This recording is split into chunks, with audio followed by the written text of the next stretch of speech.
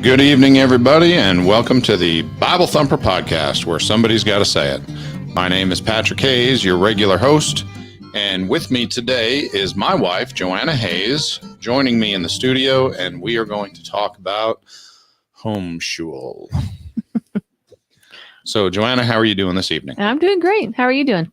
Great. Great. Best day of my life. So we are going to be talking about a subject that is a very serious and passionate subject for some people, a subject of ridicule for others, and a complete mystery to most people. So that's homeschooling. So with that, I want to start off by making an outrageous statement to some, and it's because it's Bible Thumper and somebody's got to say it. And I'd like to hear your thoughts on this, and then we can kind of go from there. Sure. Statement number one: public schools are doing a great job. You want my opinion? So do you want to hear? That's only the intro to the statement. Would you like to hear the rest? Yeah, I'm pretty curious. Why? Okay. I say that public schools are doing a great job because the purpose of the government schools, they are designed to keep your children stupid and ignorant. They are designed to keep your children poor and dependent upon the government. They are designed to keep your children submissive to an oppressive government and far from God. And because of that, I believe they are doing a great job. I would have to agree. Okay. So let me ask you this. You and I have been married for 16 years now. We have a 15-year-old, and so far, none of our 6 children have spent any time in public school whatsoever. Yep. Have you spent any time in public school? Yes. Okay, so have I. Have you spent any time in private school? Majority. Yep. Okay, so have I. Have you gone to a state college? Yep. So have I. So we have had experience in our lives with a variety of types of government school. The one thing you and I did not experience through our life is homeschooling. Were you ever homeschooled? No. Okay, neither was I. But we decided to homeschool all of our kids. And so far, our oldest is now in what most would call his second year of high school. And we have only done homeschooling. They have never gone to a government school. They've never gone to a private school. And after 15 years, which is your oldest son, and 7 years old, your youngest son, how would you say it's going so far? I seriously could not be happier. Okay. Yeah. I agree, but we're here to hear from you tonight more than me. So tell me why you say that. I would say the number one result that I'm happy with is their attitude and the type of people that they are becoming. Because, 15 years old, you're getting to the point where you can start to see the fruit of your labor. Okay. Our 15-year-old son, a boy, he is fun to be around. He's respectful. He likes to be around me. I'm not a burden to him. So that is my top reason right now. There's so many others. Would you like me to list? No, whatever you want. I have a lot of questions to follow up with. So, whatever you want to let everyone know. Because embarking on homeschooling, especially when a parent decides, okay, I think I want to do this. And there are lots and lots of parents who are wrestling with that. Should I do it? Should I not do it? Am I going to totally destroy my kids? Yeah. They want to hear from people in our position. So people that have had a kid go through the process for 15 years, they're also going to want to hear from us again when Moses is 20 years old and he's out of high school and what's he doing with his life. And then people are going to want to hear from us again when he's 25 and 30 and they can see all of our kids and what they've done. And I would agree with you. There were definitely very, very hard times through homeschooling. When you start out, it's the most daunting task in the world because you don't know what you're doing and you don't know what resources there are.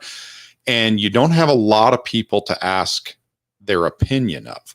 And one thing that I've noticed in these 15 plus years of homeschooling is that you are constantly fielding questions and phone calls from other ladies who either are thinking about homeschooling or they are somewhere in the process, but further behind than you are. Their oldest isn't 15. Their oldest might be 8 or 10 or something like that. And they have questions for you about, what should I do with this subject? What should I do with curriculum? How do you set up your schedule? How do you do everything? So I know a lot of people ask you questions about it. And I think it is because it is such a daunting task, and there aren't that many people that do it compared to the majority of parents who send their kids off to government schools. So therefore, when you find someone in that niche, you really want to grab hold of them and get all the information out of them that you can. Is that what you found? Yeah, most definitely. Okay. So why did you initially want to homeschool your kids? Now I'm asking you to think back 15 years, and I'm going to ask you, why do you want to homeschool kids today? And they're totally different. But I'm trying to think of when I brought it up to you, okay, when we were either first married or just before that, and I said that I wanted to homeschool our kids. Tell me what your thoughts were. Well, I'm trying to remember where my head was that far back. What did I know? What didn't I know? I think at that point I was totally ready, and I saw the results in some other families' children that were homeschooled, and they seemed to be doing a great job. Okay. It was the influence of especially one family. We went to their house. We had dinner. Their children were 8 and 10, maybe, or 10 and 12. And these two boys were intelligent. They were carrying on an adult conversation with me. They were kind. They seemed far advanced for kids their age as far as carrying on a conversation with me. And I was blown away. Yeah. I didn't know that was possible. Yep. The thought of homeschool didn't even cross my mind. So that kind of sparked my interest and started looking into it. And then, I don't recall when I made up my mind. It was somewhere around the time when you and I had met. I was also thinking back on my own experience with school. I was almost a straight A student, nice to other kids. I thought I was friendly, but I ended up with some very bad experiences, which is unfortunately the norm with children in schools. Bullies, you name it, bad experiences, offered drugs, offered alcohol at Christian schools. I had it, so I never went along with that, but the typical things you're going to get at school, and I didn't want that for my kids. Okay. So these were all things you were thinking of before you made the decision, getting you ready to homeschool your kids. You already had some personal experiences with other families, and I had the same thing. I was very impressed with the children of several families that I knew, and I thought to myself, boy, when I have kids, I want them behaving like that. I want my kids acting like that. Right. Because we've all seen the other end of the spectrum, the kids that are a monster and they're throwing a fit in public and whining and crying, and they're just a total nightmare. And you think to yourself, boy, I do not want my kids to be like that. And then you see the other side, and it's like, wow, kids can be intelligent and respectful and engaging, and they don't have to be intimidated by adults. They can look them in the eye. They can have a conversation with them. And so I had the exact same thing. I had good experiences with a lot of families. And then when I look back on my life in public school, I would not wish that on my worst enemy. And because of that, it was an easy idea for me to get a hold of. And we'll get into, some more specifics as we go on. Okay, so now that you've been doing it for 15 years, what are the great things that you've seen that are a reason to homeschool and not have your kids in the government school? Now that you've gone through it, I'm sure more things you've noticed than, initially what got you involved. Right. Okay. So that's a kind of a multifaceted or multi-part answer. Sure. I would say if you want to talk scholastic, Mhm. it is so superior. I can barely put it into words. Okay. You have so much flexibility as a homeschooler to cater to your child's every need, his handicap, Yep. if you will, and you can help them. And it's just 100% almost one-on-one tutoring. Yep. Everyone in the world understands one-on-one tutoring is the very best way to learn. Better than one teacher and 75 students in a classroom. I've got 1 to 6. Yeah. So, and I can tell whether my child is truly having an issue learning, like a block of some kind, and we need to circle back, or I can tell if they're kind of just being lazy and need a push. Mm-hmm. Okay. So as the parent, I'm well in tune. I'm probably the most in tune person with my child. And I've had that. Yeah, I need to stop you right there. Clearly, you don't understand that the government and the teachers, they've given certificates to know your children better than you do. Right. And they know what's best for your children. And if you disagree with them, the FBI will call you a terrorist. So hold on. What's happening? I got to see if I have the FBI on speed dial here. I need a black helicopter to show up and take you away. Oh, no. Okay. So, I mean, and then what we've been doing this year is I've been allowing the kids to choose more of, allowing them to pick some of their classes. Okay. Because I think that is very valuable as a human being, yourself included. When do you actually learn something? Easy, when I'm interested in it. Exactly. Mm-hmm. And that's sort of the model that we're going with this year. And it is phenomenal. When the child is interested in the curriculum, and if they're able to even pick it, they learn at, it seems, lightning speed. I don't have a better technical term than that. So, other than that, what was your original question? I already forgot. Oh, that's what it was. Now that you've been doing it for 15 years, what can you see is the benefit of homeschooling versus what you were hoping it would do 15 years ago before we got into it? And let me just jump in and answer. Well, I don't want to cut you off. You keep going because I'm going to change gears here in a second. So go ahead. What have you seen in the 15 years where you're like, wow, this is amazing. I'm so glad we did it because of this that I've seen in my kids. Right. Okay. So I kind of covered, I could go on forever just about the quality of education you can offer. Okay. Yeah. Secondly, I would say it's the relationships that I've built. I've had the time to build with my children. Mm-hmm.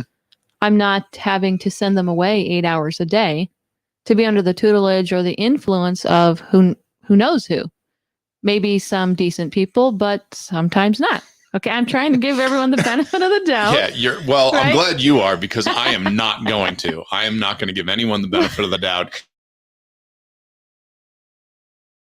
You are a public school teacher here in a minute. I don't have any time for it anymore. I know some nice people. Oh, I'm not. Okay. Yeah, that's great. But there were nice people in the Communist Party at one point too. That has no bearing on who they work for. Sir. Yeah. Okay, so I had a few numbers that I looked up, and you've probably heard this. From the time your child is born, 0 years old, to their 18th birthday, you know how many weekends you have with them? I want to say, let's see, it's just under 1,000, isn't it? 936 weekends. 936 weekends. If your kid is going to leave the house at 20 years old. 18. Okay. Yeah, so if we say at 20, maybe you're up to 1,050. But well, and besides that, how much can you influence an 18-year-old? Yeah, sure. By the time they get to that age, you have probably lost some of the your window is shrinking or all but closed. Okay, so you have 930 something weekends. Is that what we said? 936 weekends in a child's life from 0 to 18 that you get to spend with them. Right. Okay. So for me, I have reaped. I'm reaping the benefits now of a lot of time I have been able to spend with the kids in various forms. Homeschooling, reading a book, learning to cook, so on and so forth. I've had unlimited time with my children. So I have had quantity over quality. And a lot of people will promote quality over quantity because I think they're feeling guilty for the lifestyle that they are living currently. Okay. So just to try to wrap up what I'm saying, my children and I have a wonderful relationship, and I hope that I'm not rambling on. I'm trying to be concise here. No, you're fine. Just for example, after getting up, doing the day-to-day grind every day of homeschooling, some days bad, some days good. My children now, like our 14-year-old son, just came to me the other night, and we had the best heart-to-heart about very touchy subjects. He wanted to know my opinion. And, he stopped me and he asked me, he said, Mom, when I get married one day, what are some things I shouldn't do? Wide open door to really have a great influence on him. How to help him have a good marriage. How to treat your wife. And I told him some stuff that his wife is going to appreciate. Yeah. And he was asking me, what 14-year-old son do you know who does that? Yeah. That's not the typical story that I'm hearing from other parents. Yeah. So the Bible has an awful lot to say about that, training your children and so forth. And now I'm able to reap those rewards because I've had the time to spend with them instead of sending them away. 8 hours a day is the typical. Okay, 5 days a week. Let me jump in there with this. Okay, so your kids are actually going to be in school. So this is the national average. They have an average for every state, and the average for all those 50 states is 6.65 hours a day for schooling, plus driving there and home. So figure we're at 7 and a quarter, something like that, hours of school a day. And that is for 180 days a year. Right. Then they come home with between 3 to 3.5 hours of homework each night. So that totals 10 to 11 hours per day.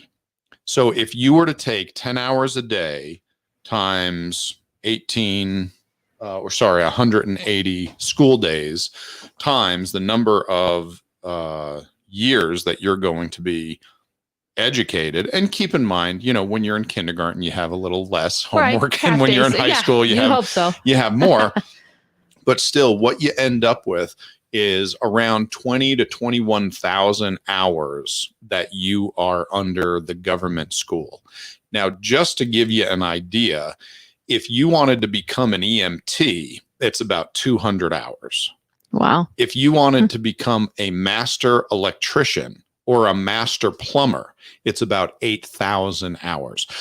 In the amount of time and energy that is put into educating a kid from kindergarten through their senior year of high school, you could become a master electrician, a master plumber. I mean, you could get real valuable skills that you can use for the rest of your life. The amount of time away from the parents under direction of the government is absolutely astounding. And then parents, they get to interact with their kids, how much in the morning when they're getting ready for school, and how much in the evenings, very little. So really the weekend numbers that you talked about, which is less than 950 weekends in your child's life that you get with them, then you have that many hours, 2 days a week.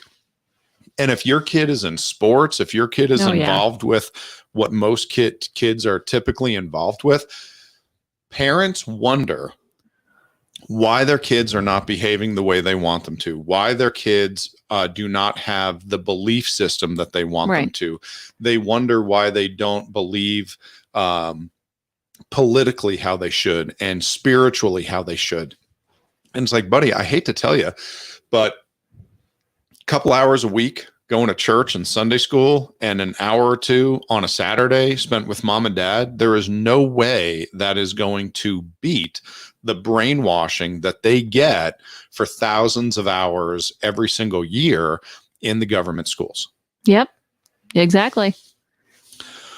Okay, so here are let's have some fun here. Okay, questions or concerns with homeschooling? Okay. But your homeschool kids aren't going to get to go to prom.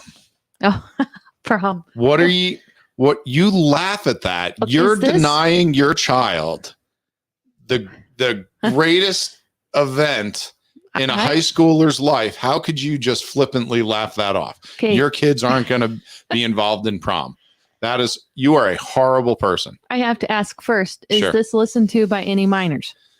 No, you're welcome to curse on this podcast if you want, but we only allow racial slurs and cursing. Okay, so all just I have be to aware say of that. about prom is, don't we all know what happens right after prom? Okay, so you ready for this? This is what I said. Prom is AKA your homeschool kids won't get pregnant as a teenager. That's what we're talking about when we say your kids won't go to prom. Yeah. I'm just saying. Oh no. Okay. So that's enough reason? Yeah. What, maybe? Sure. Okay, prom is a chance to spend, ready for this, hundreds of dollars for your kid to go dancing for a couple of hours. It's also a great chance to be involved with your first DUI. Yes. I have heard of not many good things coming from a prom. And here's the other thing. If you really want to get into the mental health realm, or the pressure of prom is insane. You have to look so good, and and there's a lot of pressure on the boys and the girls to let's face it, jump in the sack and get pregnant. That night. I mean, that is like the big thing, and it happens all the time. And the number of parents that are pushing for this. I mean, for you and I, we look at it and we laugh at it. I understand that that's important to a lot of people. For me, it never was a priority. I had dances growing up, and they weren't my thing exactly personally. And if you're talking about wanting your child to have a fun time, I figure I can provide them something else if I really want to. Sure. It wasn't a make it or break it thing for me. No, there's no way that I would ever consider, we got to send our kids to high school, because what if they don't go to prom? There are some homeschool co-ops that they do offer. They'll some do kind something of a banquet. like that, sure. If you really want to, and it's important to you, you can. Yep. You can throw your own. Yeah. You can make it a thing. There's groups that do that. No, and I have nothing. It doesn't bother me. I mean, it's up to them, to the parent. Okay, so you ready for this one? I've heard this one a lot. You shouldn't homeschool your children because you aren't smart enough. Right. I've heard that a lot. And that's probably number 1 or 2 on the list of things other mothers have brought to me. Yeah, that they don't feel that they're smart enough. Okay, so this is what I would say. Wait. Can I start with humor? And okay, before we go any further.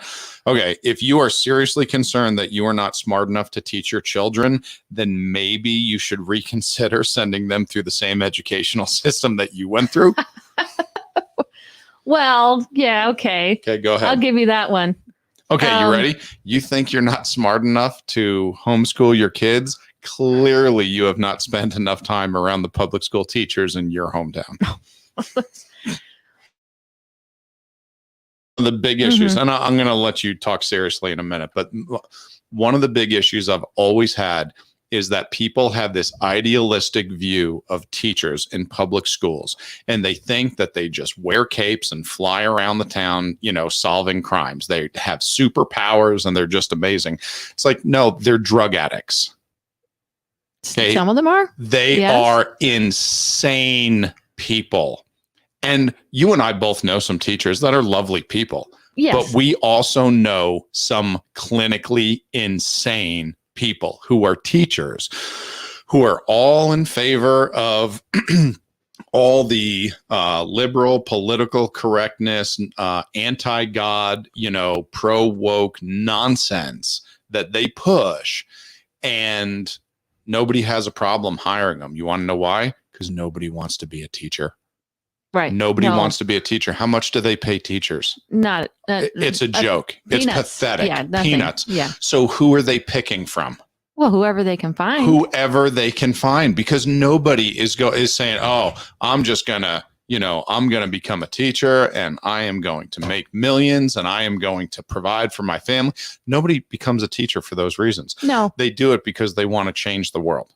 Right. Yeah. They think every person I've met who's going for teaching is very kind, very sweet, and they're truly trying to do something good. Idealistic nonsense. Yeah. Well, okay, they're Hillary Swank and Michelle Pfeiffer in a garbage movie trying to change the world. Defend the people I've met. Yeah, they're nice, but it's kind of, in my opinion, the whole I'm the nice one. Yeah. So all of you who everyone knows, everyone knows that there's no way you could have been as mean as I am. Go ahead. They're going into a broken system, and what happens to most of them is they come out looking like they went through war. Yeah. What was the question? Oh, we were just talking about how one of the big things you hear is that, I'm not smart enough to homeschool my kids. Okay. Which for me, you got to understand is laughable. Okay. You ready for this? That idea that a parent is not smart enough to homeschool their kids proves to me that the purpose behind public school education is working. It is getting people to be dependent upon government and think that they are not capable of teaching a 2-year-old math because some higher institution didn't give them a certificate, a piece of paper with their name on it, with a cap and gown saying, okay, there you go. The state of Colorado has said you are good to teach. So therefore, there you go. And here's the thing. Understand, okay, the reason I make fun of teachers so hard is because the teachers that listen to this podcast are smart enough to know I'm not talking about them. And they know the teachers I'm talking about because they have some of them in their public school where they roll their eyes and they think, how did this moron ever get this job? I cannot believe that we as parents are putting our children under the teaching of this individual. So that's why I have no problem just running them through the mill. Okay, go ahead. So can I? You can back up and maybe blow everyone's minds for a second. I probably won't. I'm ready. This is why we invited you. Yeah, no, I probably won't. Okay, let me ask you this. When you say, I'm not smart enough to teach my children, what is it that you're trying to teach them? Okay. Are you trying to copy the model of the school? You have to learn X, Y, Z in this order from 1 to 18 in order to graduate or be deemed stamped successful. Okay, so that's a great question. You're saying, are you trying to duplicate the public school system in your home and do it their way? Yeah, because it's a faulty starting point. You got it. So if you're trying to do that, you've already missed the whole idea of homeschooling. Because what's the purpose of just trying to recreate the public school in your home? Well, and the only reason to do that is if you don't know better, or here's the thing. Also, the public school system or the school system in general has intimidated all of us and made us think this is what we all have to do to be quote unquote successful. Yeah. Okay. Is that the only way to educate a child? I would say absolutely not. And in fact, don't even go near that. That's what they call being educated. Yes. Is you go from kindergarten to senior year of high school, taking all of these classes. Okay. In order to be able to take and pass the standardized tests that come up every year. Right. That's what they've determined. You better know or else you're a loser. Yes, exactly. I lost my train of thought. But anyway. Okay. So you are smart. Okay. Another, I'm jumping all over the place, but however, first of all, you have to decide, well, what is education? What would I consider my child to be educated at what point? What is it you want them to know? Or what do you think someone who's 18 years old needs to have learned to be a successful human being? Okay. So you got to take this whole thing apart. Okay. So you and I had this conversation a long time ago, back when Moses was either first starting or before before high school. Yep. And no, I'm talking about, when they were children, we sat down and we said, what are the top 5 things I want my child to have, to possess when they are done with school? Okay. What are the things that they're going to need to make them successful in life? And we talked about our list, and I don't know if you remember this conversation. I know we've had it many times, but not one of those things in my top 5 is taught in public school. Mine either. So I wanted my kids to be honest. I wanted them to be hardworking. I wanted them to be kind. I wanted them to be spiritually fit and know who Jesus is and know their Bible. These were all the things that I wanted. And I knew that they were going to help in any job they took. So I don't care what you end up doing. If you have good people skills, if you are hardworking, okay, if you are kind, if you are honest, that all of these things are attributes that every employer wants from their employee, even if you're self-employed. But none of them are taught in the government schools at all. They're not emphasized. As a matter of fact, several of them, they are absolutely fought against.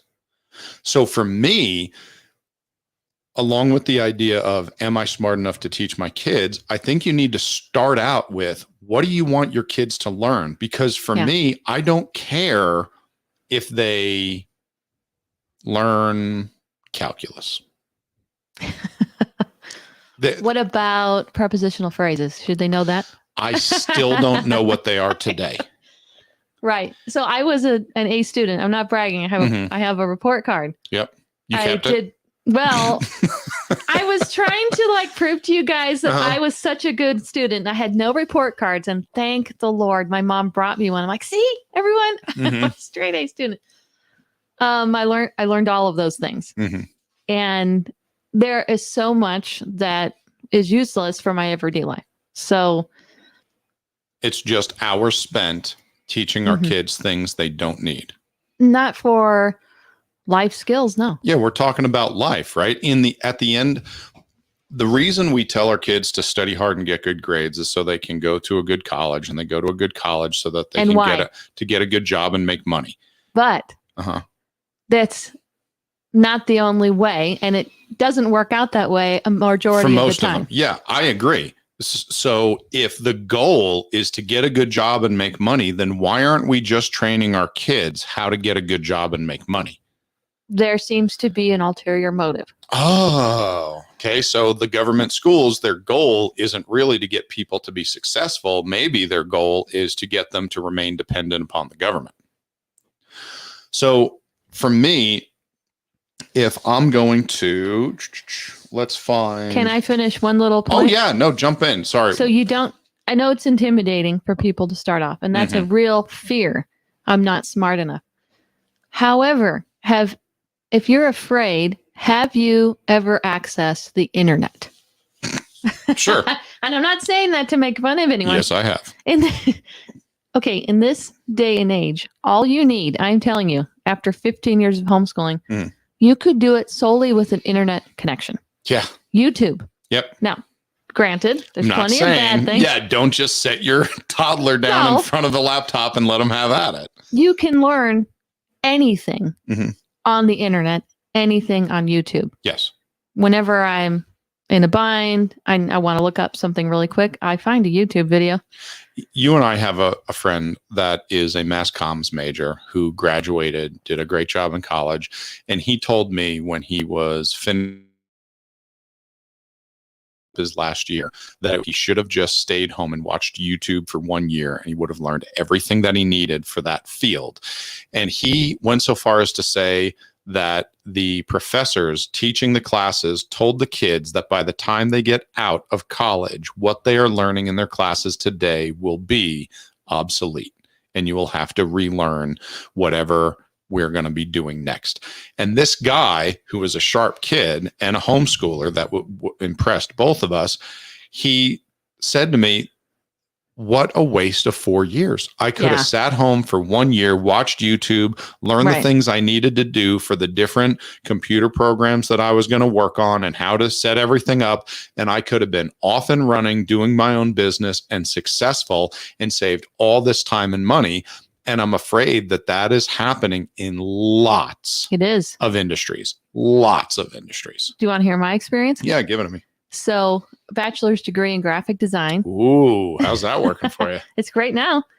While I was taking my program, our head professor had an actual nervous breakdown. She would come to class in pajamas and fall asleep, so on and so forth. I didn't learn much at all other than how to open. And she was not fired from this university. I don't know what happened with her. I felt bad, but not bad enough to ask her to give me a refund. Yeah, on my education I'm paying for. And so I learned some very minimal basic skills, got out. It wasn't a big help, to be honest with you. And now I'm using my graphic design skills to do a lot of things, but I've had to learn on my own. And I like it, so I am learning. Sure. And that's where the majority of my education has come from, is myself. So that's the point that I take away, is that you're able to learn on your own what you need to know. It's not a problem. When you want to know it. You got it. Yeah. And to give this caveat, because I'm going to have some moron on my YouTube channel make a stupid comment, because that's the only kind they can ever make. They're going to say, well, what about if they want to be a doctor, Patrick? What if they want to be a lawyer? Okay, yes. First of all, you don't even need a law degree in every state in America to become a lawyer. You only have to pass the bar in, I think, 6 different states. In the remaining 44, you need a law degree. And I understand in medical fields, okay, you have to go through appropriate schools to be an EMT, to be a paramedic, to be a nurse, to be a PA, to a physician's assistant, to be an MD, to be a surgeon. I understand that. And there are some fields where you're not going to be able to get around going to college and going on to further education after that. That's fine. But that is not the majority of people. It's the extreme minority of people that need a 4-year degree or more to be successcul. Yeah, I agree. I want my surgeon to have gone through as much schooling as he can. As much as possible. I want him to practice at night. I would hope he's straight A student. Absolutely. So okay. So I'm going to give you the reasons that I put together for why I think people should homeschool, just to get, my ideas out. And I'd like to hear your comment on all of them. And we've touched on these a little bit, so they might go quickly. Number 1, higher education, higher quality of education. The government schools teach kids what is on the standardized test. The goal is to get the kids to pass the standardized test so they can move on to the next grade, so that they can graduate, so that they can prove that they have learned something. Teaching for a test is the worst way to teach on earth. But that's what we do, because that's how schools get their money. That's how schools get the numbers that they need. They need the kids to be able to pass the standardized test. I don't care about standardized tests at all. I don't care if my children ever score well or even take a standardized test in their entire life. It means absolutely nothing to me. For me, they will get a higher quality education because the ratio, student to teacher ratio is much, much lower. You can cater to the speed at which your kid needs to learn. If your kid is a whiz at math, like I was, you can take off and push him in math, which they weren't able to do to me. Even though they put me through the special classes for math, I was bored to sleep. Yep, just didn't care. But the thing was, there was no way you could skip little Patrick Hayes to another grade, because guess what? With composition and grammar, okay, I was always 2 years behind. I mean, I was border, Nevis was. Yeah. I just did not do well learning these things. These other things I did great with. So what do? You just sit there in the grade that you're in, and you're bored to sleep with some things, and other stuff is over your head and you don't understand it. In homeschooling, that is not the case. Okay. Any comments on that, or do you want to hear the next one? I would just say that falls in line with all of my experience, my own school days, and homeschooling our children, and stories from friends. Yeah, you can avoid those pitfalls by homeschooling. Number 2, superior social skills. It is so funny. You hear the opposite, though. You hear the opposite. Oh, your kid is, just going to be locked in the basement, and they're going to be allergic to the sun because they're, they never get outside, and they're not vampires. Socialized. Yeah. I mean, you hear all the stories about how, they're not going to be well suited for life because of socialization. I hear that word, and I always ask people, really, can you define that word? Because nobody can. I would like to point out what socialization was like the last 2 years. Sure. In COVID, yeah. How did that with go? The masks and the cubicles. Yeah. And the other masks, and cutting a hole in your mask to play your instrument. Yeah. And I know that's not the norm. Yeah. And then shutting the schools down, and then waiting 2 weeks, and then opening them up for a day, and then shutting them down again for 2 weeks, and then going back. That's an unfair shot on my part, because I know people are talking. No, that is the nonsense you deal with when the government is involved. Government schools produce absolute mayhem, illogical stupidity on every testable, measurable metric. The level of education in the United States has only gone downhill by every testable standard since the inception of the Department of Education. Every single year. Yet we keep just funneling money to it and shoving money into the system, and parents just keep sending their kids in there and then throwing their hands up and rolling their eyes and complaining about how terrible it is. And it's like, hey, guess what? There are other options. Why don't you do your job as a parent and stop sending them into that meat grinder? It is a waste of time. Okay. Superior social skills. Our children interact with and know how to interact with the elderly, with the middle-aged, with college kids, with high schoolers, with toddlers, with infants. And our kids know how to and are not scared to interact with all of them. Right. Every single kid in public school, every 12-year-old, what are they surrounded with? 12-year-olds. 12-year-olds. Or close. That's it. 8-year-olds are surrounded by 8-year-olds. 15-year-olds are surrounded by 15-year-olds. And they all act like the lowest common denominator. Yeah. And their level of maturity is fine so long as they all act the same. Even if they are acting like the worst kids, they never learn how to talk to adults. They never learn how to deal with the elderly. They don't know how to deal with infants or toddlers or little kids or anything. I remember when I took my EMT class a while ago, and they were offering me extra credit if I brought my kids in because we were going over pediatric medicine. So we had to, and the thing is that a kid's, pulse and respiration rate and all these different things, their blood pressure, yada, yada, they're different depending on different ages. Yeah. So we had to practice with little kids, and every single person in that class that was not married came up to me and said, I don't know what to do with your kids. They didn't know how to talk to them. They didn't know what to talk to them about. They didn't know how to treat them. They had no concept of how to deal with children. It was these are 20-year-old guys? Yeah. Late. So 18 and 19-year-olds. Oh, right. No, guys and girls. Wow. Okay. Oh, it was horrible. 20s, even up to late 20s and early 30s. If they weren't married and didn't have experience with other kids, I mean, they were just completely lost. Whereas my kids knew how to interact with them.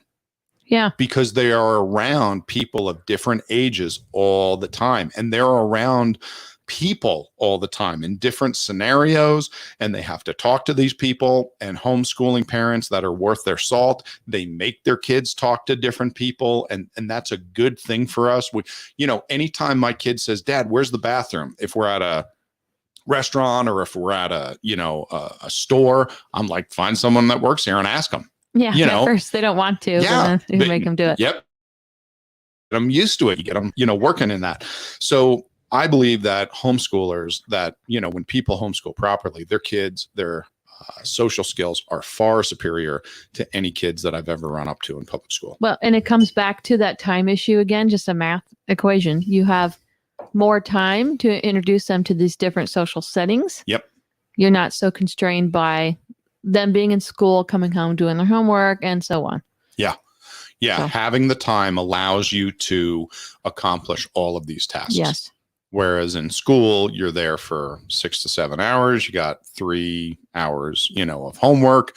You're involved with extracurriculars. You don't have a chance to live your life. You don't get to learn all these other skills. Not as much time, anyway. Okay, we went over learning at your own pace. I'm going to skip right to discipleship.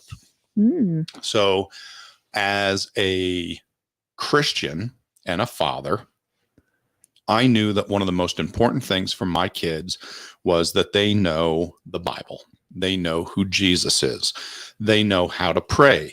They know what a Christian life is supposed to look like and Christian character. Any of those things? Do you remember any of those from your time in government school? Well, no. I was only in government school for 6 months. Okay. But I also I did not get that from, you didn't even really get it in the private school, which was a church school. Maybe a very small smattering of that, but never that in-depth discipleship. And nothing like what you see the kids and I have every No. day. So for those of you that aren't, maybe, familiar with this podcast, or maybe you're new to me, my 5 kids, my youngest one doesn't read yet, so he doesn't. He's reading. Yeah, well, he doesn't. He doesn't read level. at a level where he can follow along with the Bible yet. So my 5 of my 6 kids, we get up every morning at 6 a.m. We go down to the dining room table. We read the Bible for a while. We all pray together. We talk about the different subjects we come up to in the Bible. I ask the kids a lot of questions. And I would argue that my kids who are, 12, 13, 14, 15 years old, I guarantee they could run circles around the majority of kids 10 years their senior in the average church, high school, or college when you're talking to them about the Bible. And it's simply because we put in the time. We do it every day. Well, and understand, folks, not every day. Kids are sick. Dad gets sick. Once in a while, I got to go to work early. Things happen. But by and large, we do this every day. And because of that, we put in the time, and they are excelling in this area that I knew was going to be so important to them. And you don't find any of that in the government schools. You don't really find it in the Christian schools either. Again, I was kindergarten to 12th grade, almost exclusively Christian school. Mm-hmm. I had some fabulous teachers that I still love, Mm-hmm. but they were teaching the scholastic portion, and we would have chapel, things of that nature, memorizing books of the Bible, but nothing in depth like that. Yeah. At my school, which was a really good school. Mm-hmm. And I'm just saying like it is. I didn't get that. I had to go after it on my own. And really, I don't think a lot of kids are going to get any of these things on their own. It's really going to be up to the parents. Right. As it really should be. It should be. Biblically prescribed. You got it. But the fact is, you and I are saying that they're dead sure not going to get it in public school. And a lot of Christians send their kids off to a Christian school hoping that that is going to take care of it. And then when their kids get into high school and they have no concept of what a Christian life is supposed to look like and how they're supposed to act and what the Bible says, all of a sudden they realize that they fit in church, and they're struggling. And it's because you can't just turn over your child's spiritual growth to the Christian school or the youth group or the church Sunday school class and hope that that's going to do it. Because it's not. The only thing that might do is it might reinforce what they're learning at home. But if they're not learning it at home, it's not going to happen. And I hate to say it, homeschooling, again, allows you that opportunity to have the time, to put in to your kids. Right. Well, and okay, if you have read the Bible at all, thought about homeschooling, you're going to come across the verse that everyone in Proverbs. Okay, that's on like every Christian homeschool site. Or sure, it's the headline. So I've almost gotten tired of it. I'm like, okay, I'm training. I'm doing it. I get it. But who is that verse written to? Yeah, is it the Sunday school teacher? No, it's not your public school teacher. Definitely not. Because most of them, let's face it, they can't read. Oh, sure they can.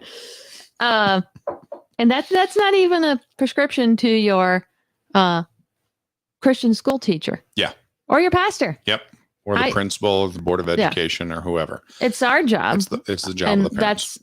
That's, for many reasons. I think the Lord was like, this is the way it's going to be effective. Mm-hmm. Or the most effective, I mean, you can learn some stuff, good things from anybody. But it's our job. Yeah. So go ahead. Okay. The next one I wanted to get to is, I'm going to say safety. Oh, so that should just be reason number one these days, to not send your kids to any school. Yeah. So because they're not willing to post guards or anything. Yeah. The day there's an active shooter, forget everything else the public I said. School, you got it. The school has decided that your children are not worth protecting. I'm going to say that again.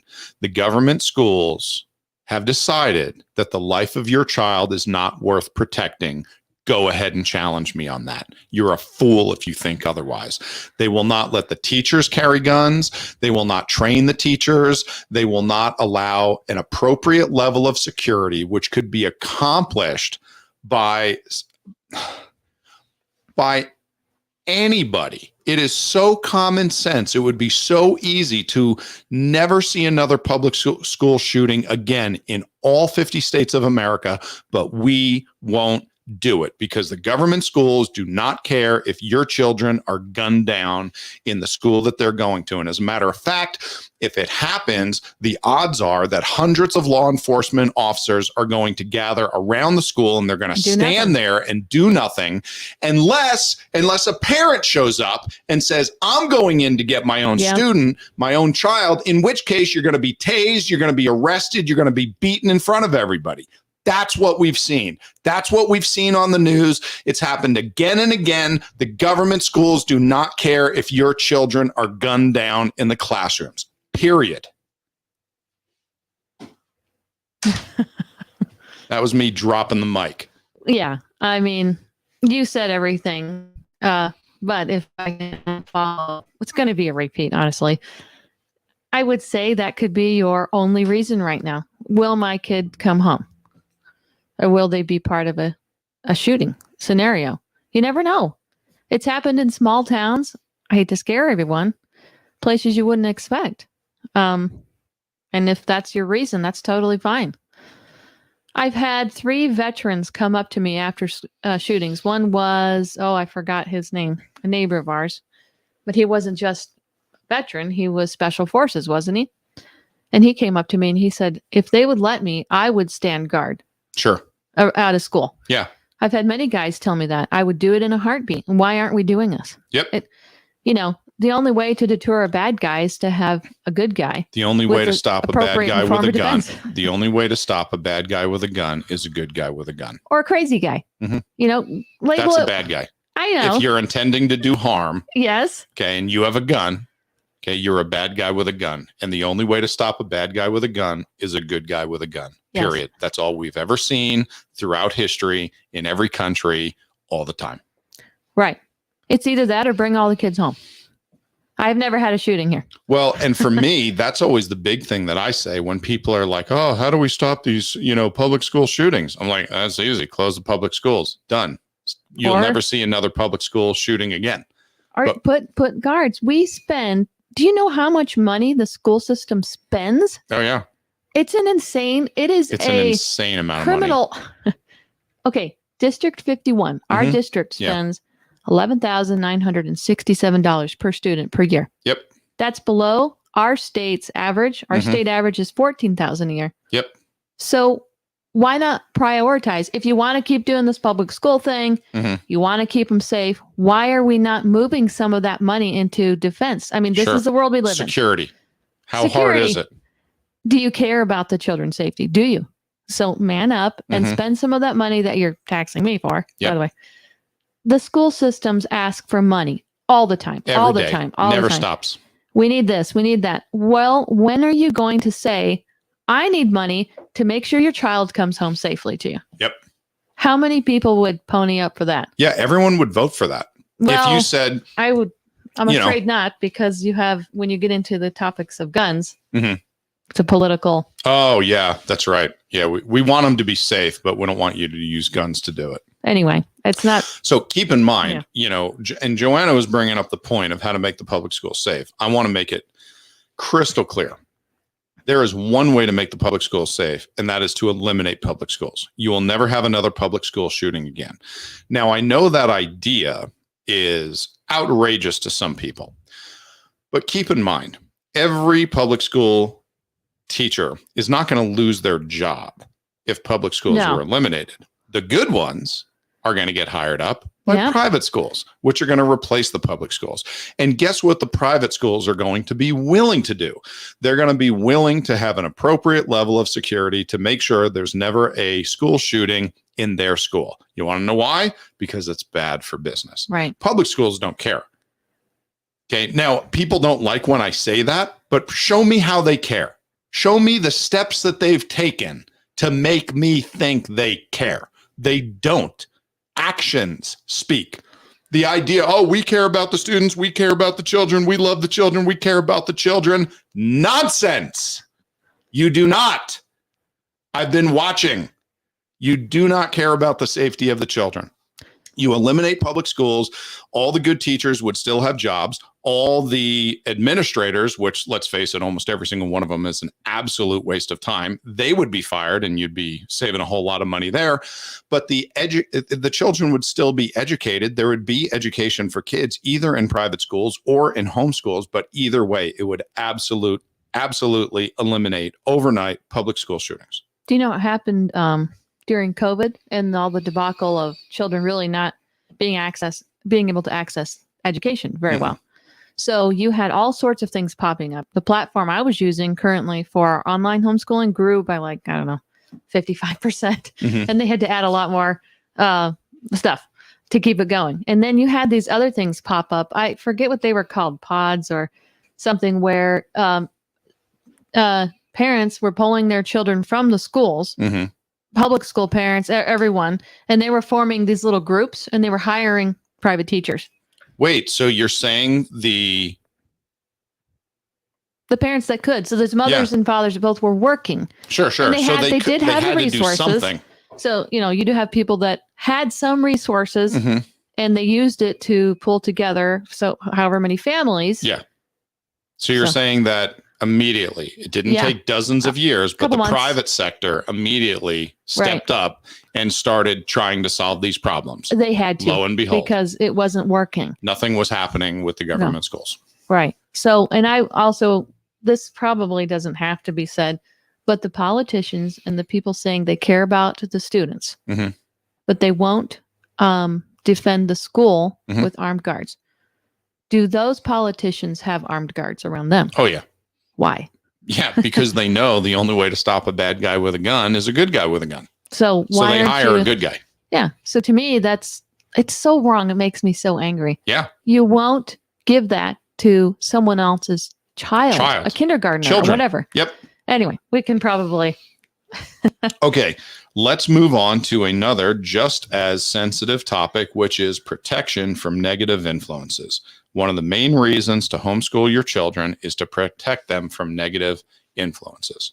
So we have some friends that live close by who had a daughter who was homeschooled, and they decided they were going to send her to public school. And her freshman year, she went to public school.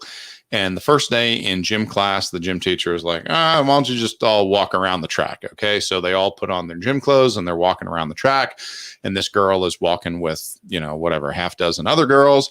And immediately the conversation moves into last weekend and the type of drugs the girls were doing and what they were doing to the boys. Yep. And she came home in tears. She came home in tears because she was not, around those influences because the parents care about their kids and they didn't want them around those influences. And they withdrew their kid from public school. Yep. So in public school, you are going to, just so you know, okay, everyone that is listening to this needs to hear this. Every single public high school that I have ever been to, that I've ever talked to teachers from around this country, has at least one teacher who is a drug dealer. Really? Every single one of them. Not for the kids, for the other teachers. Wow. And we're going back a dozen, 20 years before, way before marijuana was legal in Colorado, and it's popping up legal in all these other different places. But every single high school that you have ever worked at as a high school teacher, if you ever wanted, some type of drug, they're like, oh yeah, you just got to talk to Jim in the, science department. He's the guy that handles that. And I've been told this by so many teachers, it is absolutely laughable. Okay. So if that's what's going on with the teachers, think of what's going on with the children. Okay. Nowadays, okay. Do you know what a rainbow party is? Somebody I know was trying to explain this to me. Yeah. So it's something that's going on in 6th and 7th grade. This person who was telling me their student was about that age. Yes. I forgot what it was. So a rainbow party, JoAnna, is when a bunch of 6th, 7th, 8th graders, now I'm sure it might happen in high school as well, but this is what was going on here in School District 51 in Grand Junction, Colorado. Okay. These kids would get together and all the girls would put on a different color of lipstick, and then they would all give the same little boy a blowjob to give a different color ring around his penis. And whichever boy had the most different colors of rings at the end of the night won. He was the, champion of the rainbow party. You gotta be kidding. No, that's public schools today. That's what's going on. Well, I guess I am surprised that I'm not, because, stuff was happening back in my day in Christian school. Okay. Let me give you another one. We were going to a church, I don't know, 3-4 years ago. And one of my friends at that church was a state trooper, an investigator for the state troopers. And him and his wife homeschooled their kids. And they had 2 boys, and I was talking to him about it. And he said, we were at a father-son camp out where all the dads got their kids and we all hung out. Me and this guy just hit it off. We liked each other and we'd hang out and chit chat, and his kids were real nice. And I said, hey, how did you make the transition to homeschooling? And he said, that was easy. As soon as I was done with my investigation into busting up a methamphetamine ring in the middle schools of Grand Junction. He said, so the parents would use the kids to swap money and meth to each other to bring back to the parents. So that's where the selling was going on. And as soon as he was done with that investigation, and please understand, to calm your fears, plenty of middle schoolers were doing meth. I don't want you thinking it was only the parents. There were lots of middle schoolers doing methamphetamines. As soon as he was done with that investigation, he went home and he said to his wife, pull the kids out of school. And she said, what? He said, today they will never go back to public school again. And this isn't an isolated incident. This isn't one town in America. Right. Okay. The level of education is abysmal. The lack of morals is abysmal. The drug use, the sexual perversions that go on, all of these things are so horrible you cannot imagine.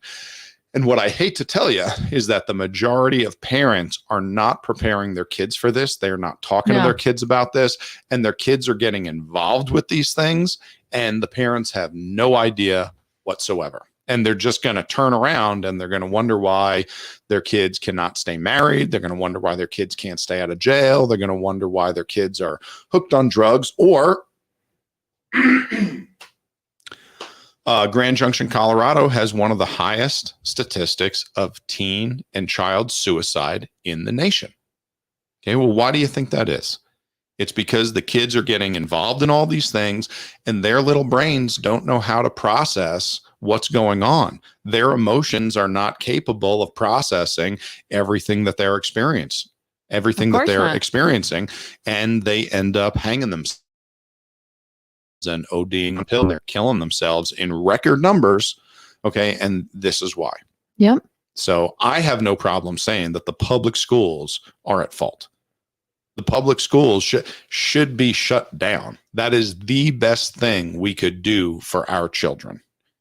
In America today, eliminate the public schools, chain the doors, bulldoze the buildings, never to be opened again. That would be the greatest thing we could do for America and for the children in America almost overnight. Your thoughts? Yeah, I just had a thought while you were saying all that. There are parents that are aware of the problems, and the kids are there in the public schools. There might be some who are a little bit ignorant of the problems, but those that know about how bad it is, and actually everyone I've talked to has some sort of a negative story, if not a horror story, of their public school experience. Right. Sure. Yes. And their thinking is that my child is okay. They can withstand it. They can be an example. But do you want your young children, like you talked about, their minds aren't really ready? Well, what adult is ready to be around drug addicts and sexual promiscuity? And most adults who are strong Christians do not do well. That's why the Bible tells us to avoid those places. So why would you have your child knowingly around other children that are using drugs, who are sexually active, who everything, you name it? Why would you do that? Well, because you're a stupid parent. That's why. You don't believe it's actually going to be a problem. So you're saying they're ignorant parents. I think they're putting their heads in the sand and hoping for the best. Just call them ignorant parents, sweetie. It feels good. You will feel better when you say it. I think they're afraid to pull them out. What would that look like? There you have it, folks. JoAnna Hayes said it tonight. You're ignorant parents. Okay, so people are scared to make the choice. It's a big decision. And what if you're a 2-income family? I get that. That's hard. I totally get that. Okay, so I'm going to tell you a brief story. Okay, because this is an apt time to tell it. And not that anyone's going to listen to a podcast for over an hour, but if they do, they're going to get the goods. This is it. Okay. You've heard the story of William Bradford, Plymouth Plantation, Magna Carta, right? Right. Okay. Pilgrims. I know. Mayflower. Mayflower Compact. Yeah, I did the crafts in school. William Bradford and the Pilgrims. Why did they come to America? Why were you taught that they came to America? Every Thanksgiving, we cut out a little paper turkey and brought it home to our parents. Taxation? No. Well, that's the first thing I heard, but I think I know the real answer. That's okay. What were you taught? Everyone was taught the wrong thing. Well, I think it was they wanted freedom from, taxation or something. It was not taxation. Yeah, but isn't that what I was taught? You were taught persecute. Yes, I remember that now. Okay. Did you know that they left England and they did not come to America to flee religious persecution? Do you know where they went? Holland. They went to Holland, and they lived there for many, many years. And they were allowed to worship their God in any way they saw fit, and no one bothered them. So why did they come to America? Well, I learned the answer later. Sure. You're married to a pastor, and I've told the story a few times. Taxation was later. I was so hung up on that. That's why we became Americans, and we started drinking coffee and threw off those stupid tea-drinking Nancy Englishmen. Well, Holland was a terrible place as far as the lifestyle of the people there. Yeah. This was so pervasive into the lives of their children that they said, we cannot live here. It will absolutely destroy our children.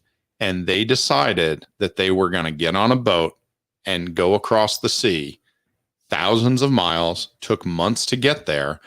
And by the end of their first year from leaving Holland and sailing to America, their numbers were cut in half. And they knew that when they left, and they said it was worth it for our. So I have exactly zero sympathy for the parents that say there's a reason I can't homeschool. Okay. You have to figure out a reason to do it. Or I'm sorry, you have to figure out a way to do it. I'm not saying it's going to be easy, because Lord knows inflation is up, gas prices are up, milk and eggs are up. The natural gas you use to heat your home, that's up. And if you are barely making it as a 2-income family and you're thinking, how would I homeschool as a 1-income family? I don't have the answer for you. I'm sorry. I just don't. I don't know what that would be. Okay. But what I do know is you are feeding your children to the wolves. You are throwing them in a wood chipper. If you are okay with them going to public school, you have to find a way to make it work. There is a better option. It might not even be ideal, but there is a better option than your kids going to the government schools. It is destroying them. You know what I've thought for a long time? Mm-hmm. Well, maybe not a long time. Anyway, if you want your child to turn out well and come to the age of 18 without having these heavy duty scars, Mm-hmm. And just flat out trauma that trauma. people, yeah, we haven't even gotten into yet. Well, and we all have those bullying. They use the word bullying, I think, too much these days. However, it's real. If you took them out of public school and did nothing, and you did no educating in parentheses, quote unquote, they would be better off. I believe, if you taught them nothing. I know that sounds crazy. Not to me. But what are you looking for in your child? Do you want them to learn every ABC, whatever math equation, but be traumatized and maybe be raped? Think of suicide. Is that worth it to learn? And not only calculus? do those things happen, they do happen. Not only do those things happen, government schools is the only place where you can be physically assaulted and beaten up by somebody and then be expected to sit next to that person for possibly several more years of your education. Okay? There is no place on earth, there is no job you could ever have where a coworker could walk up to you and so much as smack you in the face without them being fired immediately and never hired back at that company again. You would probably get a massive apology from the HR department along with a big cash bonus and begging you that you don't sue us for this work environment. And in government schools, you can get into a fight in the hallway where you get punched in the face repeatedly. And the person gets suspended and they get detention and they have some type of punitive punishment. And then after the time, they are right back in school and you have to deal with them and see them and be in classes with them for the next, who knows how many, several years. It is the only place in America where that type of behavior is ever tolerated, it's ever put up with. Do you know the number one greatest chance you ever have of experiencing personal physical violence directed at you is your time in high school? That's I believe it. Yeah, I've seen things, Now, my example is extreme, but there's plenty of other very negative things that can happen to you in the school setting. That aren't going to happen at home, you would hope. So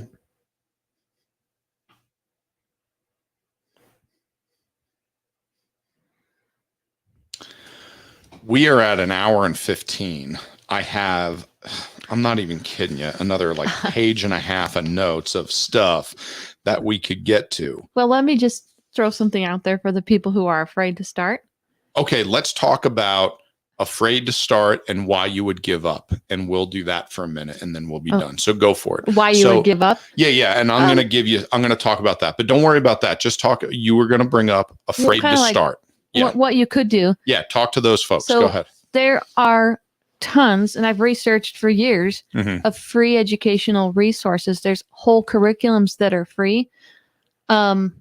Oh, now I forgot the name, but we can tag it somehow. The resource I used last year was wonderful, totally free. All you needed was an internet connection and a printer from time to time. And also, it was very easy for the old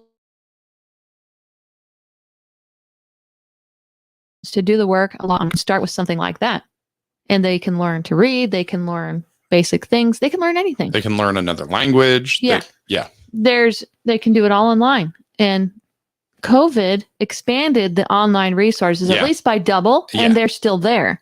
So this is the golden age of, in my opinion, homeschooling. It has never been easier. The resources are insane. The free resources. And we've seen a lot of these where a math teacher for 25 years decides, I'm going to start a YouTube channel. Yes.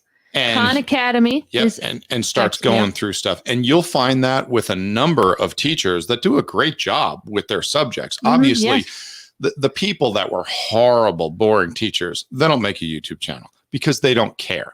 They got their pension. They're never teaching again.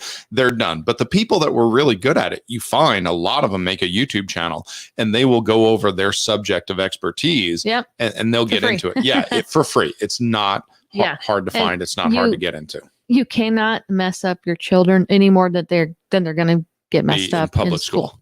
I agree. If you love your children and you want them to be educated, that's all you need to be successful. Mm-hmm. So that's my little plug for those who are afraid. And I can answer any questions in the future. So when we're done, if you could just in the comments leave a couple of resources as far as what you think would be a good start for someone or where to point people to. So I want to talk about, for those people who are thinking of homeschooling and they're not sure, I'm going to bring up the same number one reason why people give up on homeschooling, and that is a lack of conviction. So if you're thinking of homeschooling because a whole bunch of your friends homeschool their kids, don't do it. Okay, that's not the reason to do it. You're not going to stay with it just to try to fit into your little group. Okay. If you are thinking about homeschooling because you're getting pressure from family, okay, don't do it. That's not a good reason to do it. You need to homeschool because you are so convinced that your child's life is the most precious thing that God has ever gifted you with. And it is your personal responsibility to protect and nurture and grow that life. And it is not just something that happened to you on prom night in the backseat of some, limo. Okay. You believe that this life was a gift from God, and he has personally chosen you to give this life to, and it is your responsibility to take care of it. And you are taking that job so seriously that you will do anything in your power to make sure that they are safe, they are protected from immoral, sexually explicit, violence, all of these things that, these events that could come up in their life. And because you believe these things and your conviction is so strong that nobody could talk you out of it. Your family couldn't, your friends couldn't, your community or society couldn't. You don't care if the state you live in makes it illegal. I will not stop homeschooling my kids. That's the person that needs to do it. Okay. When you are there, you will stick with it and you will figure out a way. It's not easy, but I'm going to figure out a way. That's the best reason to start homeschooling your kids. And maybe you lean more on the academic side and you're really not concerned about the morality in the schools. You think, oh, man, I don't think it's that bad. Okay, I think that's a pretty ignorant view, but maybe that's you. Others, maybe you are more serious about your religion, your Christianity, your Judaism, and you say, you know what? I don't want my kids around these things. I know it's bad for them. And yeah, scholastically, maybe they'll do better, maybe they'll do worse, but it doesn't matter. Whatever one of those reasons you have, that's fine. But you have to have a conviction that drives you that will weather the storm. If you don't have a conviction, if there is a lack of conviction, that's the main reason that you are going to give up on homeschooling. Another big reason you'll give up on homeschooling is if there's a disagreement between the parents. If one parent is for it and the other parent is not, tough. You are really fighting. Even when the two of you are in favor of homeschooling, it is an uphill battle. It's a lot of hard work. And there are going to be times when you talk about giving up and just putting the kids in school. And you and I have had that conversation over the years. I have. I think we're past it now. But the thought comes up like, man, is this worth it? Are we doing this right? Is it? So having both parents on board is important, because when one starts to waver, the other can encourage and remind them why we're doing it, remind them of the good things that we've seen. Third reason that folks will give up on homeschooling is discipline of the children. Do you know that more parents give up due to parenting issues and not that is teaching the main issues? issue. So parents don't know how to raise and discipline and train their own children, and therefore they don't want to have to do it, and they would rather just give the responsibility over to someone else. And because of that, they will turn their kids back over to public schools. You want to know the top phrase I've heard from parents that want the kids out of the house quickly? Mm-mm. I just butt heads with her. I just butt heads with him. Mm-hmm. And that is all they say. Mm-hmm. That's it. I'm done. No conversation over. And I think to myself, well, you can take care of that. Yeah, there's you a don't solution. Need to they are butting their head against you. You got it. You don't need to participate in that behavior. Yeah, you're the adult. You can stop it. But they give up. They Yep. don't. Then they throw the towel in. They don't even attempt it. Nope. They don't want to fight. So- they don't want to argue. They don't want to have confrontation. They definitely didn't read any of the books that I give out to people all the time on how to train your child. Yeah, or how to they train need up to a be. child. How to Right. train up a child. That almost sounds like a book someone should look up and read. But that's a big reason that people will give up on homeschooling. It has nothing to do with scholastics, with the educational part. And the issue is that how much discipline are they? I mean, you're just giving it over to the teacher then anyway. Yeah, and the teacher isn't going to fix it. No. Okay, the teacher is just going to figure out a way to get by to get the kid through their school. It's not that you're helping your kid by sending them to school. They're just not your hassle anymore. Correct. You don't have to deal with it, and that's good enough. Which is not, it's not a good way to raise your child. You're not raising your You're child. not. You're just, And honestly, the people that have that mindset shouldn't be homeschooling their kids because they're not going to do it and well anyhow. That's true. It's a total waste of time for those people.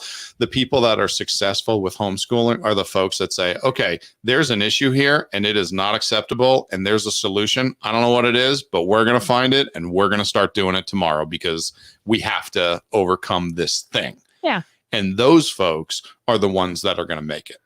Yeah, the children need to obey you. When you say sit down, it's time to do this. You got it. If they're wiggling, if they're not obeying, they're not going to learn what you're putting before them. Yep. And you're going to be frustrated. Yeah. So really you need, and if you're a parent who you've just had your first kid and you want to homeschool and you know it's like 5 years later, it's not 5 years later. It's right now.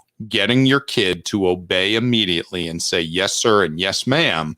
If you can have that set up by the time they're, 3 years old, then you're going to have a great time homeschooling.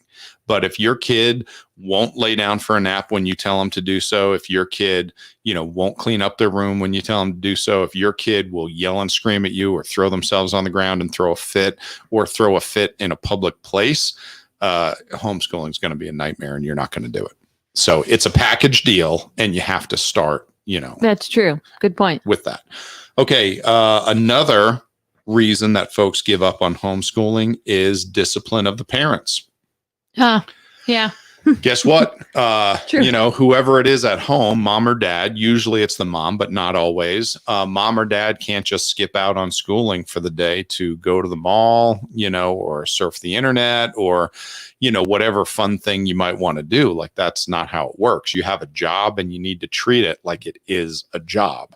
And the parents that can't discipline themselves get on a schedule, and make it happen and plan things out and research stuff and find solutions to problems, they're just not going to make it. Yeah, that's been my case. And I've had to change the way I do things and work around my natural tendencies to not want to be on a schedule. Yeah. Now, I will say this. I have friends who do something called unschooling. Mm-hmm. And what that is there's nothing up. You just a child if they want to learn it. Mm-hmm. And honestly, some of them have been successful. The children end up learning A lot of things that surprise most people. So those particular parents, they don't really have that issue. Yeah, because they do I'll that. just say it that way. But that is definitely not for most people, No. that style. Yep. But it can be done if it can be done by me, Yeah. who am not naturally organized or maybe somewhat disciplined in some areas, but Mhm. not, I've never been good at, we're all starting school at 8 a.m. Mhm. We're going to work till this time. Yeah. That I have fought against that my entire 15-year Sure. homeschool career, but we are getting stuff done. I'm getting enough done every day Yeah. to where I'm happy with where they're at. So like, if I can do it, Anybody can do it. Sure. So what? You don't start at 9:00. It's hard for you. Start at 9:15 then. Yep. Really do your best. Okay. The last one that we're going to bring up is, as far as reasons folks give up on homeschooling, it's going to be those financial pressures. And that's real. It is real. Here's what I'll tell you. JoAnna and I have been planning out our life and what we wanted in our life prior to meeting each other. What we have now is what I wanted even before JoAnna and I met, before we got married, before we had kids, before we started homeschooling. I wanted a bigger family. I wanted to homeschool the kids. I knew what I wanted. And because of that, I knew that the best way to get there was going to be becoming self-employed and having kind of a type 1 personality, being driven, being a go-getter. I knew that I would not be able to make enough money doing the same work that I do today for myself, but doing it for someone else. I knew I had to get off on my own if I was going to be successful and if I was going to be able to provide for a family of 8 with a single income. If you're just realizing what you want and you realize that after your first kid is 5 years old and ready to go to kindergarten and your second kid is 3 and your wife's pregnant with your third, and you and your wife are both working very low income entry level jobs, realistically, you're going to have a real hard time being able to homeschool. But the fact is, we are all where we are because we put effort and energy into getting there. We are where we are on purpose. And I say that not to try to be mean to folks that have not accomplished what they would have liked to in their life. I say that for the folks that are maybe not even close to being married and having their kids yet. Depending on what you want your life to be, you need to start planning and working towards that as soon as possible. And you don't have to. You and I both know several homeschool families that just scrape by because it's a single income, it's a big family, and it's tough. It's real tough. Yeah.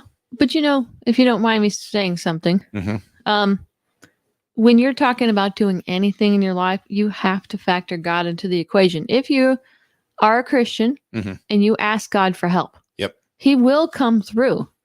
Especially if it's something in His will.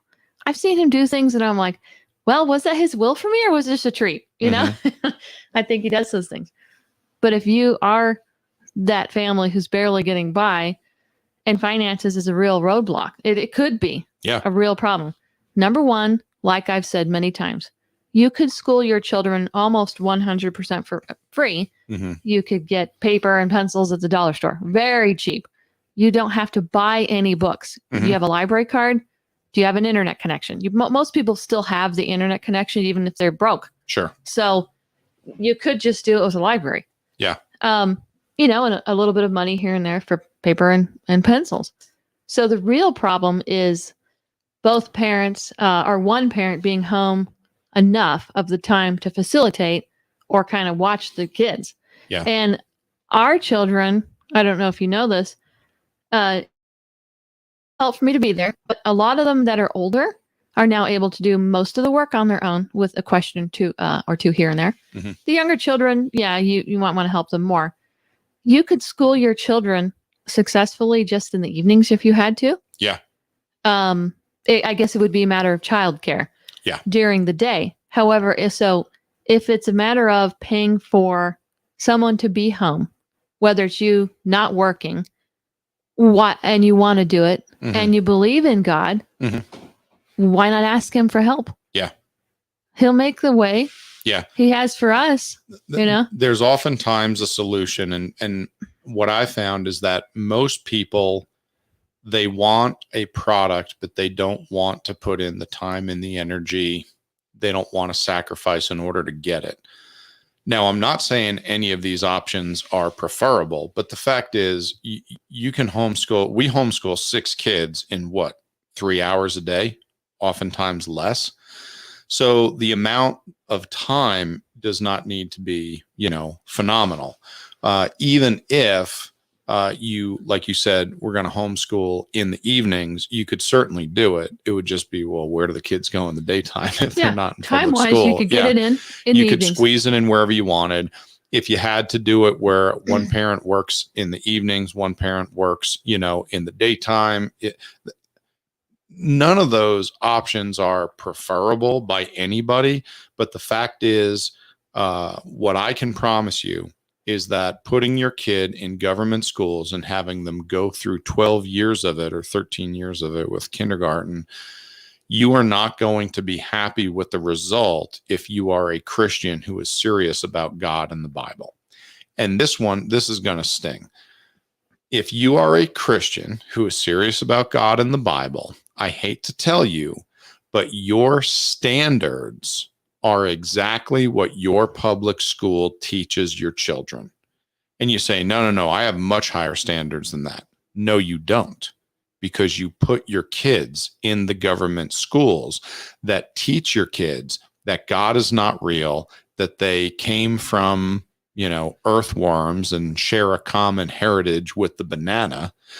You put your kids in the schools where every little boy and girl has a smartphone with pornography on it.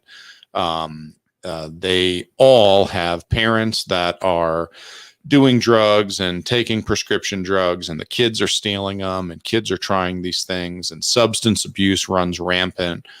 Okay, you are putting them in a school where homosexuality is celebrated as a wonderful thing, even though God hates it and calls it a capital crime. You're putting your kids into schools where they are teaching them the newest politically correct, woke, communistic nonsense that there is. You can't tell me what your standards are if you drop your kids off in a school like that and they spend 6, 7, 8 hours a day, 5 days a week in those schools. That is your standard. Don't tell me it's anything higher than that, because if it was, you'd have taken your kid out and figured out a way to not have them in the public school. That is what your standard is. And what's a shame is that you're making it your child's standard, because they don't get a say. And they're going to go through 12 or 13 years of that type of education. And when they come out, their standards are going to be everything that is bad and that you hate and that God hates. And there's nothing you can do about it at that time. That's the reason that you should hate government schools and want nothing to do with them. Any closing thoughts before we are out? My last thought is that I could quote a lot of Bible verses, but there seems to be a theme that the Lord Jesus loved children, and they're not supposed to be a burden. They're supposed to be a blessing. And there's this pervasive attitude in our culture that I can't wait to drop my kids off at school. And I don't know. I've always felt the opposite personally. And I wish more people had that attitude. I can't wait to have them. I'm glad I have them here every day. So children are not supposed to be this burden that you are glad to dump off at school every day. They're given to you by God, and you're supposed to cherish them. And that's certainly the way Jesus seemed to be his attitude about children. Yeah, it's quite different. It's sad. Makes me sad. That's our culture. It really is. I can only imagine what America would be like if government schools were gone. Everyone was homeschooling their kids. And don't get me wrong, I know there are going to be private schools. People are going to form those up, and that's going to be a tool that they use. But you know what? It just, it would be an amazing fix. And there's a reason that one of the planks of the Communist Manifesto is free education for all children in public schools. That's something that they knew they needed in order to be able to change a nation. Anyway, folks, thank you for joining us. We are here every Sunday night, 7 p.m. Mountain Time, 8 p.m. Central. You can find us also on Spotify, Apple Podcasts, Google Play, Stitcher, Audible, TuneIn Radio, any place you can find a podcast, you can find us on there. Please like and share this podcast. If you are a listener of mine, especially if you've been a listener for years and years and you have not gone to Google and Spotify and Apple and liked this podcast and rated it and reviewed it, you are not helping me. If you want to help me, that's what you can do. That's how this podcast gets suggested and put in front of more people. Someone just asked a question.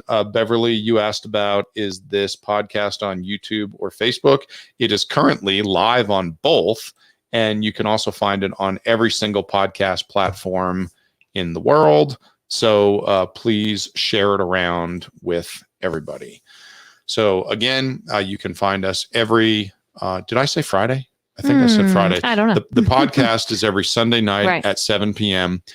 I am also the pastor of a church. We meet on Friday nights, and that video is also on our Facebook channel, which is Bible Thumper Podcast, and our YouTube channel, the Bible Thumper Podcast YouTube channel, and that is every Friday at 6:30 p.m. Mountain Time, 7:30 Central. So you can find us there. So thank you, everyone, for joining us, and we will see you next week.